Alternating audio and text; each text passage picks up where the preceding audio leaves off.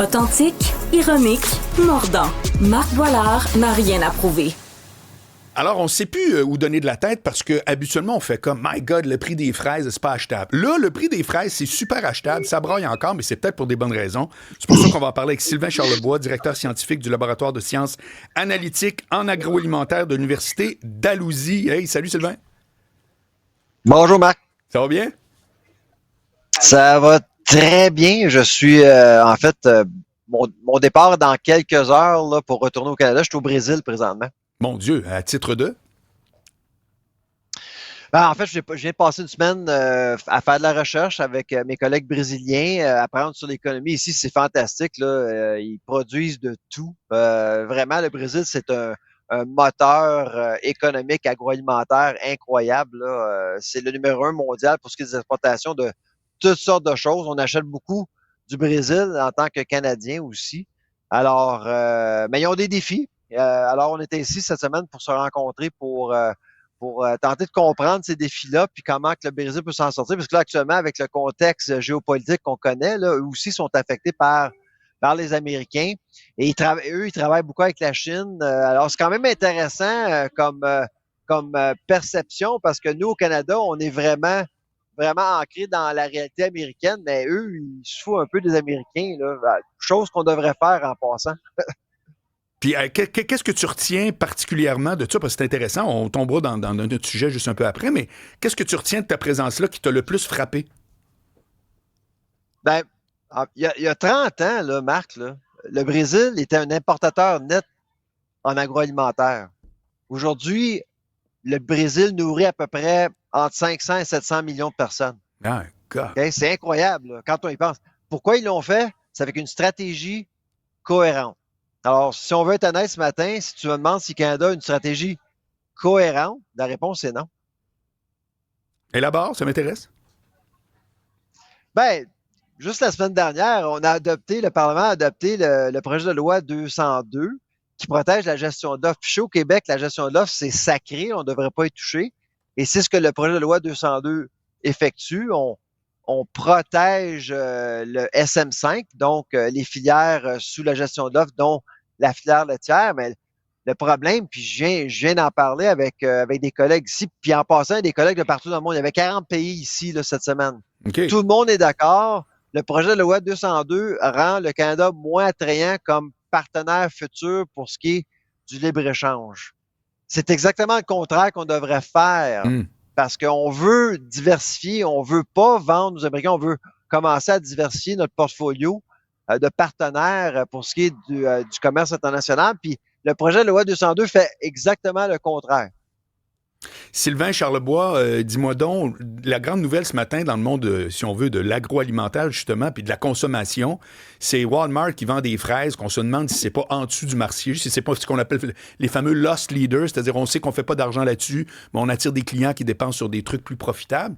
Qu'est-ce que tu penses de ça? Parce que les producteurs locaux disent, écoute, nous autres, on a des fraises, mais à côté, comment ça se fait qu'on n'est pas capable de faire un deal? Eux autres répondent après ça, on a un deal, mais vous n'avez pas les bons. C'est quoi, quand tu nous démêles ça, qu'est-ce que tu as à dire par rapport à cette réalité-là de fraises ultra bon marché, mais qui ne viennent pas d'ici? Ouais, ben en fait, ce qui dérange beaucoup, c'est les fraises qui arrivent d'ailleurs, surtout les fraises californiennes, qui coûtent pas grand-chose en passant. Donc, il y a des gens qui ont un budget limité, puis ils doivent choisir l'option la moins chère. Puis je peux comprendre ça. Par contre, Walmart a pris une décision clairement de vendre des fraises à perte. Ce sont des produits de rappel. À ce prix-là, on vend à perte. Parce que là, on est durant la saison des fraises. Les gens recherchent les fraises. Alors, on va chercher le client, on l'amène dans le magasin pour que le client achète des fraises et autre chose dont les marges sont plus élevées. D'ailleurs, au Québec, on le fait avec le homard. Là, ça fait des années. Le homard est vendu à perte. On intéresse le client, vient dans le magasin et bien sûr achète d'autres choses qui sont plus profitables pour le marchand. C'est une stratégie, mais c'est sûr que à chaque année, on en parle. Il y a certains détaillants qui décident de vendre des fraises ailleurs durant la saison des fraises. Ce que j'encourage les gens à faire, si ça vous rend mal à l'aise, achetez-en pas. Achetez des fraises du Québec. Surtout cette année, les fraises du Québec sont moins chères, sont abondantes et moins chères comparativement aux autres années. Et ça s'explique par quoi? C'est-tu 1 + 1 = 2 ou bien c'est plus subtil que ça? C'est l'abondance, c'est Dame Nature. Finalement, il y a eu beaucoup d'eau, OK. un peu plus froid. La saison est plus tardive, mais elle est plus généreuse aussi en même temps. Donc, c'est pour ça que nous, je crois qu'on va avoir des fraises du Québec dans les champs, là, jusque probablement là, mi-juillet. Puis normalement, première semaine de juillet, on commence à avoir des petites fraises pas trop intéressantes, là.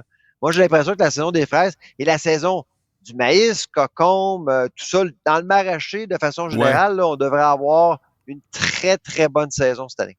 C'est quoi ton point de vue, Sylvain? Parce que moi, j'aime beaucoup l'actualité européenne. Puis dans l'Union européenne, c'est tout un défi d'équilibrer la loi du marché avec la protection de ce qu'ils appellent l'autonomie alimentaire. As-tu l'impression ici qu'au Canada, on fait un bel équilibre de ça? C'est-à-dire, on laisse aller, bon, le Walmart, il n'y a pas de réglementation, ils peuvent bien acheter où ils veulent. En même temps, ben, on a des producteurs locaux qu'on se dit, ce sera le fun que ce soit eux autres qui soient privilégiés. Trouves-tu que l'équilibre est bon ici au Québec, notamment? Elle est meilleure au Québec qu'ailleurs, à mon avis. OK. Si tu me demandes franchement, là, si on compare les autres provinces, là, d'abord, le Québec, c'est la seule province qui a une politique d'autonomie alimentaire. Et ça l'a amené le MAPAC, la province de Québec, à investir dans certains projets comme la fraise des serres de Mers dans la région de Québec. Alors, un projet de 19 millions il y a quelques années pour permettre aux Québécois d'acheter des fraises du Québec à l'année longue. Oui. Donc, produit en serre. Très bonne stratégie. Mais on produit des fraises pour les Québécois, mais pour d'autres marchés comme le Nouveau-Brunswick et l'Ontario. C'est très brillant, ça, parce qu'on diminue les coûts unitaires pour permettre aux Québécois d'avoir accès à une fraise moins chère. L'autre exemple que j'ai pour toi, Marc, c'est les bébés carottes. OK, oui. Que je suis un client, d'ailleurs. Ben, c'est ça, une invention. Ben, tout le monde, beaucoup de monde mange des bébés carottes. Ben, savais-tu que c'est une invention? Ben, c'est une invention californienne. Puis il n'y a jamais eu personne au Canada qui a osé faire des bébés carottes jusqu'à récemment. OK. Le gouvernement québécois a décidé d'investir pas 100 millions, pas 50 millions, 5 millions pour aider une entreprise québécoise à faire des bébés carottes à partir de cet hiver. Donc, à partir de cet hiver, on va avoir des bébés carottes québécoises produits au Québec. Merveilleux. Très cool. Hey, merci beaucoup, Sylvain Charlebois.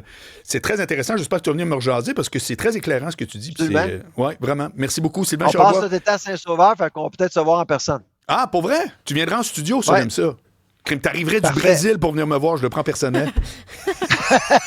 Salut! Ben là, directeur scientifique du laboratoire de sciences analytiques en agroalimentaire de l'Université d'Alousie.